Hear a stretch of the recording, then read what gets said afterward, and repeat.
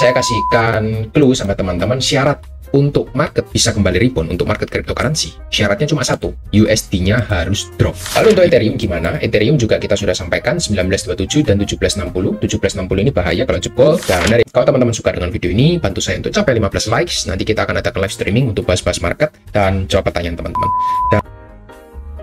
Halo, welcome to update dari cryptocurrency, Bitcoin dan Ethereum. Kita akan coba untuk bahas market ya. Kali ini update dari weekly closing ya. Di minggu kemarin kita sudah official close untuk 1 minggu. Jadi minggu ini kita open di week yang baru.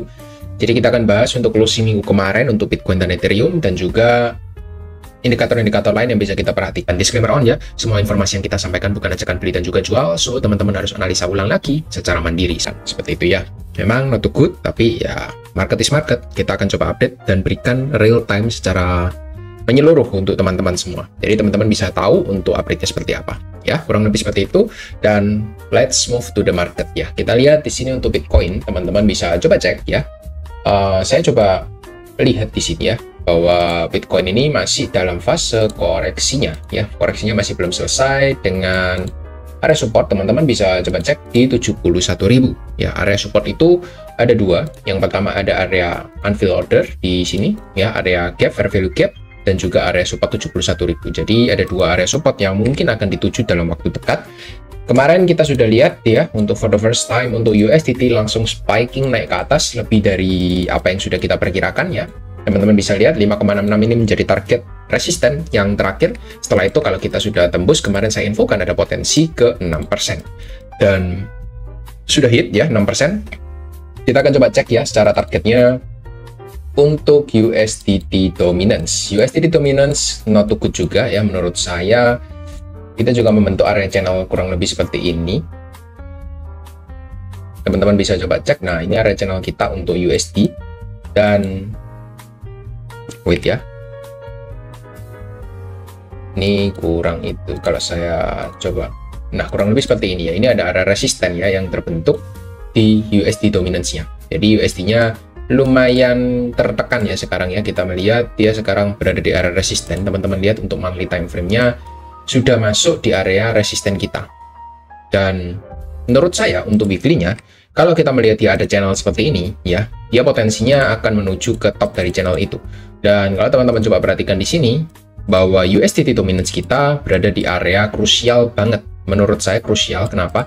Karena ini merupakan persimpangan antara support, resist, dan ini kita sekarang mendekati area resistennya lagi untuk yang ketiga kalinya. Yang pertama dia drop, yang kedua dia drop, dan yang ketiga kita sekarang lagi retest di area tersebut lagi. Apabila ini breakout lagi dan breakout dari area channel terakhir kita yang ada di sini ya, top dari channel kita di sini ya, berarti ini menandakan bahwa market itu akan bersiap untuk rally kembali. Rally itu artinya kita akan drop lebih dalam lagi apabila kita berhasil breakout. Tapi menurut saya ini merupakan area weekly time frame yang ya menurut saya masih bisa lah kita kena tahan dulu di sana. Karena ini merupakan area ada dua area resisten ya. Resisten pertama di area ini merupakan trendline resisten, yang kedua ada di channel resisten. Jadi ada dua resisten, harusnya bisa reject dan membawa USDT drop ke bawah lagi untuk yang ke 1, 2, yang ketiga kalinya seperti itu. Jadi hopefully ini akan menjadi top dari market kita, karena memang semua market ya, bukan dari Bitcoin cryptocurrency aja, dari semua market, ada dari US stock, lalu dari indeks-indeks di negara-negara juga lagi drop dan semua lagi di reset untuk harganya. Jadi hopefully ini kalau saya lihat ya, jujur mirip seperti tahun 2020, banyak crash di market dan juga banyak kepanikan. Aksi sell off itu banyak sekali. Lalu dari Bitcoin dominance kita juga masuk dalam maximum opportunity ya, kita mencapai area resisten juga. Hopefully kita akan segera reject untuk yang kesekian kalinya. Kalau ini sih sudah reject berkali-kali ya untuk Bitcoin dominance-nya, berbeda dengan USD dominance-nya. USD-nya ini yang lumayan parah ya, ketika dia naik otomatis semua market akan rontok gitu ya. Teman-teman bisa lihat ya, sudah saya kasihkan clue kalau ini naiknya lumayan kenceng ke atas. Teman-teman lihat ya, dari bottom dia naik sekitar ke 6% aja, sekitar 10%, marketnya rontok berapa? Bisa double kan? Kemarin sudah saya infokan ya, Apa yang terjadi nanti kita akan coba bahas ya di Ethereum dan kawan-kawan. Marketnya dropnya double, 20%. Untuk 10% kenaikan dari USDT, itu memberikan dampak 20% penurunan ke market cryptocurrency. Seperti itu. Jadi memang not a good sign, tapi ya market is market ya. Kembali saya bilang lagi, saya kasihkan clue sama teman-teman syarat untuk market bisa kembali rebound untuk market cryptocurrency. Syaratnya cuma satu, USD-nya harus drop. Ya, USDT dominance-nya harus drop. Kenapa? Karena itu merupakan kunci. Apabila orang itu lebih milih untuk swap di dolar mereka, ya dari kripto mereka menuju dolar, maka yang terjadi ya ada aksi sell off besar-besaran, bukan hanya di Bitcoin, terutama di altcoin-nya. Bitcoin turun 10%, altcoin turun 20%, itu hukumnya. Tapi semua terkena aksi sell off ketika USD-nya meningkat. Kepemilikan USD-nya dominansinya meningkat ke atas. Jadi it's not a good sign, apalagi kalau kita lihat ya sebenarnya di weekly-nya. Ini satu, trennya masih bullish. Yang kedua, ini ada potensi double bottom. Apabila ini breakout, ya kita bisa retest sampai 8% sebenarnya secara teknikal untuk USDT dominance-nya dari monthly time frame. Tapi kan hopefully kita nggak sampai sana gitu ya, karena memang ketika kita zoom in di daily time frame-nya dan weekly time frame-nya, kita punya area resisten penting di sekitar 6,8%. Jadi hopefully nggak sampai terlalu jauh sehingga kita bisa kembali rebound lah, seperti itu kan intinya. Lalu yang ingin saya coba bahas di Bitcoin ya, untuk kali ini kita coba bahas USD dan Bitcoin dominance dulu, karena saya ingin menunjukkan sama teman-teman kenapa kok market itu crash. Meskipun memang sudah saya mention kemarin di video, ya di 2 video kemarin kalau nggak salah saya sudah mention bahwa USD-nya ini potensi untuk kembali naik ya. Kalaupun dia turunnya nggak mungkin terlalu dalam, mungkin akan rebound sedikit, setelah itu dia akan kembali spike ke atas seperti itu. Jadi sudah saya mention sebenarnya sebelum market crash. Jadi ya harusnya teman-teman sudah bisa antisipasi sendiri lah apa yang terjadi sih. Kalau saya sih lebih milih untuk no posisi ya, untuk long-nya. Tapi kalau di future teman-teman cari short, kemarin juga sudah saya kasih idenya di Ethereum, itu jauh lebih menarik seperti itu. Ya, kurang lebih seperti itu untuk update dari USD dan juga Bitcoin dominance. Hopefully teman-teman bisa dapat untuk idenya. Lalu kita coba move ya ke sini. Ketika market crash gitu ya, ketika market crash kemarin di momen COVID, sebenarnya kita itu bukan crashnya ketika bulan Maret ya, kita sudah masuk dalam fase koreksi itu dari bulan Agustus. Buktinya apa? Di sini kita drop, lalu kita membentuk lower high, ya high-nya lebih rendah, setelah itu lower low. Jadi ada 3 wave koreksi, wave pertama, wave kedua, wave ketiga. Belajar dari pengalaman dari 2020 kemarin, kita melihat ya, ketika dia momen crash COVID, itu sekitar dropnya 60% ke bawah. Dan kita akan coba samakan ya dengan momen sekarang. Apabila kita melihat 3 wave ke bawah, ini baru 1 wave sebenarnya. Kalau teman-teman lihat di sini ada double top, itu boleh juga ya. Jadi jatuhnya seperti ini. 1, 2, 3 ke bawah, itu juga sebenarnya boleh ya, double top, setelah itu dia drop dengan signifikan. Itu juga bisa sebenarnya. Teman-teman lihat ya. Bentar, saya coba ukur mana penggarisnya. Ini. Dari top to bottom kita baru 30%. Kalau 60% sesuai dengan worst case skenario kita, berarti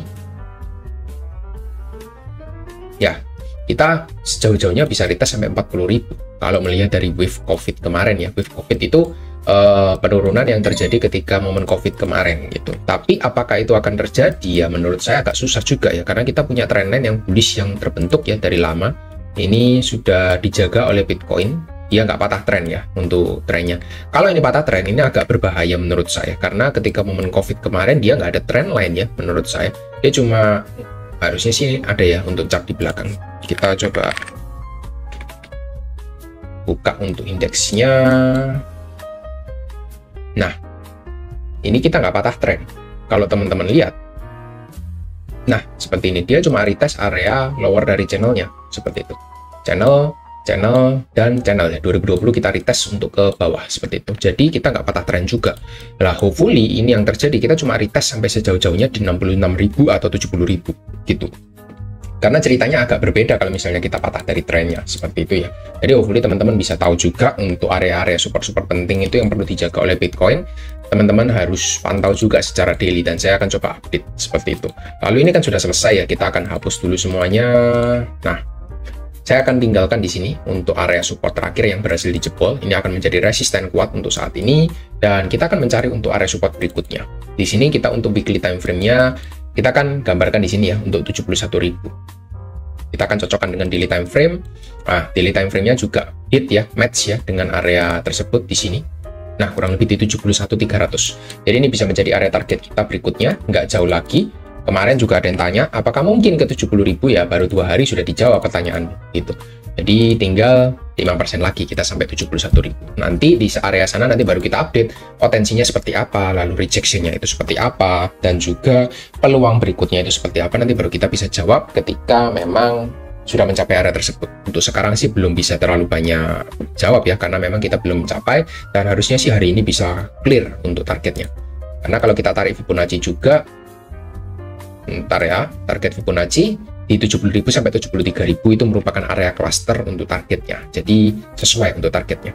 Lalu untuk Ethereum gimana? Ethereum juga kita sudah sampaikan 1927 dan 1760. 1760 ini bahaya kalau jebol, benar ya, kalau jebol dari sana langsung ambrol ya. Lalu next area supportnya itu di mana gitu.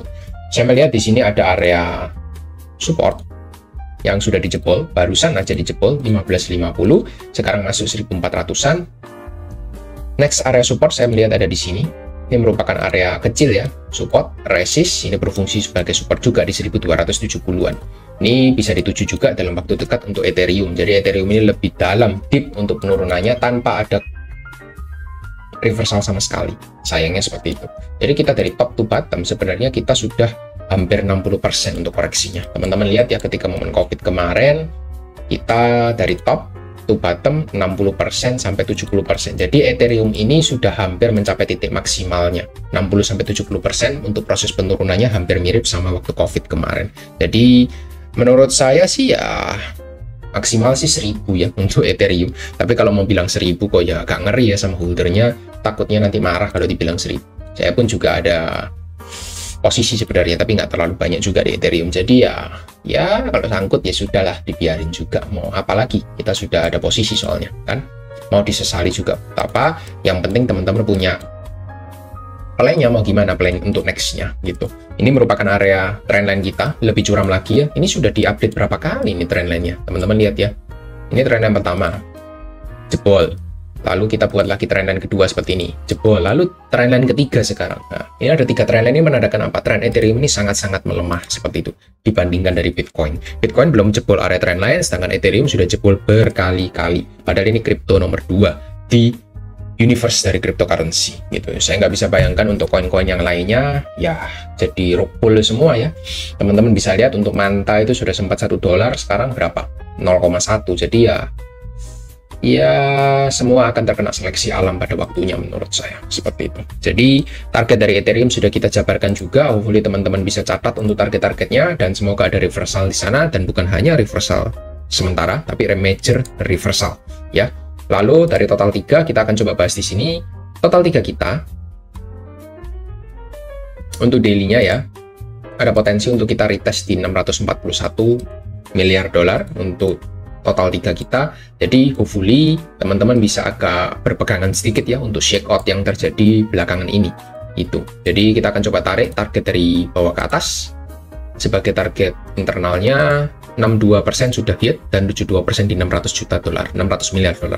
Jadi ya sudah gak lama lagi lah, harusnya P-nya sudah selesai menurut saya sebentar lagi. Itu yang terjadi sih. Dari yang lainnya, others-nya juga sama ya, others dominansinya pun juga mirip-mirip ya. Untuk others market cap-nya, kita melihat di sini ada area support yang sangat krusial yang perlu dijaga. Untuk others-nya, biar nggak jebol, nanti kita akan coba pantau 1-2 hari ke depan gitu.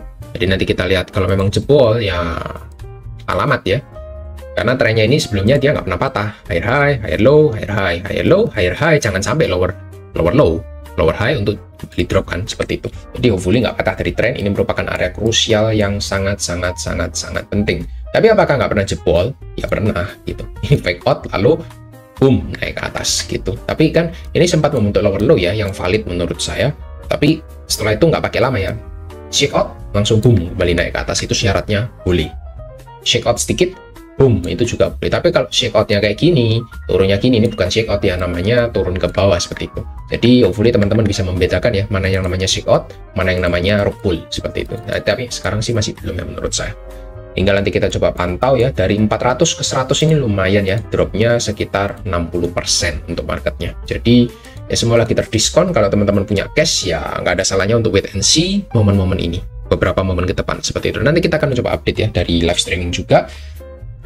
Penyataan saya juga sama ya, kembali lagi belum berubah. Untuk syarat dari bullish, teman-teman bisa pantau USDT dominance-nya seperti itu. Di grup-grup manapun juga pasti akan membahas hal yang sama.